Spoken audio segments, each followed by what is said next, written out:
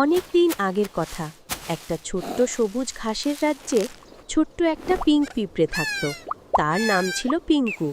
পিঙ্কু দেখতে সাধারণ হলেও তার মনে ছিল অসাধারণ স্বপ্ন। সে সারাদিন শুধু খাবার খোঁজা আর সেটা গর্তে নিয়ে যাওয়ার কাজ করত না, বরং সে ভাবত কিভাবে সে নিজের গর্তটাকে আরও সুন্দর করতে পারে।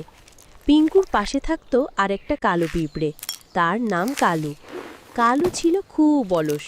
সে সবসময় বলতো, পিঙ্কু, এত কষ্ট করে কি লাভ, আমাদের কাজ তো শুধু খাবার জোগাড় করা। কিন্তু পিঙ্কু কালুর কথা শুনত না। একদিন খুব ঝড় বৃষ্টি শুরু হলো। সব পিঁপড়েরা তাদের গর্তে লুকিয়ে রইল, কিন্তু পিঙ্কুর গর্তে বৃষ্টির পানি ঢুকে যাচ্ছিল, কারণ তার গর্তটা ছিল একটু নিচু জায়গায়।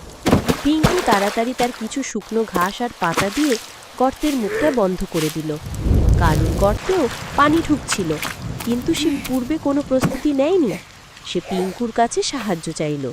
পিঙ্কু কালুকে বলল, কালু, আমি তোমাকে সাহায্য করব, কিন্তু তোমাকে একটা কথা দিতে হবে, আর কখনো অলসতা করবে না। কালু মাথা নেড়ে রাজি হলো। কালু বলল, আমি আর কখনো অলসতা করব না।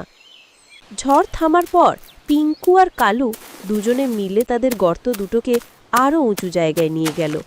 সেই থেকে পিঙ্কু আর কালু একসঙ্গে কাজ করত।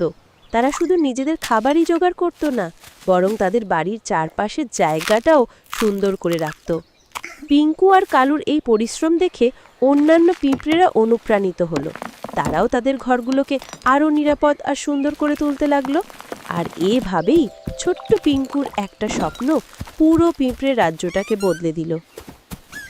বন্ধুরা, গল্পটি তোমাদের কেমন লাগলো কমেন্ট করে জানাও, আর ভিডিওতে লাইক করতে ভুলো না কিন্তু। এরকম মজার মজার শিক্ষণীয় কার্টুন ভিডিও দেখতে আমাদের চ্যানেলটি সাবস্ক্রাইব করে রাখো।